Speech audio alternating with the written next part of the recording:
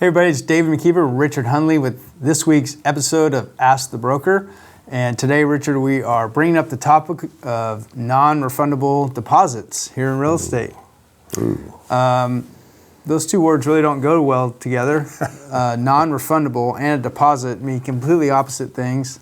But you guys, as realtors, might be seeing that request more and more as this market heats up, as there's not a lot of homes for sale. We're starting to hear it here in our office that a lot of sellers or listing agents are asking for non-refundable deposits to be placed upon acceptance of the offer. And we're here to basically talk about that topic and basically bring up the fact of why it's not a very good idea. That's right. Well, I've done a little research on non-refundable deposits, and number one, it's borderlining illegal. And what makes it illegal is contracts have provisions in it that protect the buyer, and they have some that protect the seller, but mostly protect the buyer. If you're doing a non-refundable deposit, you've just taken everything out of the contract that does protect the buyer. You've taken it out. So that means you're changing the whole contract. We find out the house burns down on day 15, and I'm the buyer and you, the seller, you get to keep my deposit even though you burned your own house down? There's no longer a house to buy. That's right. I don't think so. Other things, you find out something through disclosures that come later. Well, you're saying that sex offender lives in the house, or sex offenders live on both sides, or a murder happened in the backyard, or this or that. Now I can walk away, but I leave you with a deposit that you get to keep. I don't think any judge is going to back you on that. So that's where non-refundable deposits, just number one, in court would be not backed up at all.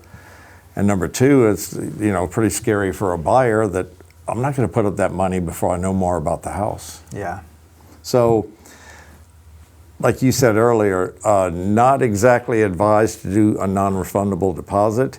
If a seller is insistent on it, they might get reported. They might get in a little bit of trouble because I don't think that's right. And I can see that coming with a lot of agents trying to do that now. And sellers have gotten maybe just a little too cocky in this market and trying to demand things that they shouldn't demand. So advice from us would be stay away from those.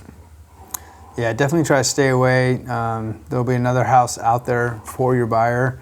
What do you do, Richard, though, if the buyer is just absolutely adamant to wanting that house and they are willing even to put down that deposit, non-refundable deposit, remove all their contingencies, and move forward against the broker's advice, the agent's advice of doing so. So the buyer's like, I'm okay with it, let's do it. Is that something you'd want to maybe put in writing? Absolutely. I mean, explain all the things we talked about, and then maybe put something on an addendum, just saying that, I explained all this to you and you still want to do it. You're the boss. You can move forward if you want to. I sure hope nothing goes wrong. I'll be holding my breath until it closes. Right. Yeah. So we highly discourage putting down a non-refundable deposit, but some buyers out there are so certain that they still want to move forward. So I guess it's clear that you just want to get that in writing for sure. Hopefully the loan's in good shape and the house is in good shape, and then you might make it. Yeah. Well, hopefully that helped you guys on this short Ask the Broker show. We're starting to see the non-refundable deposit requests more and more as we get in this really competitive market.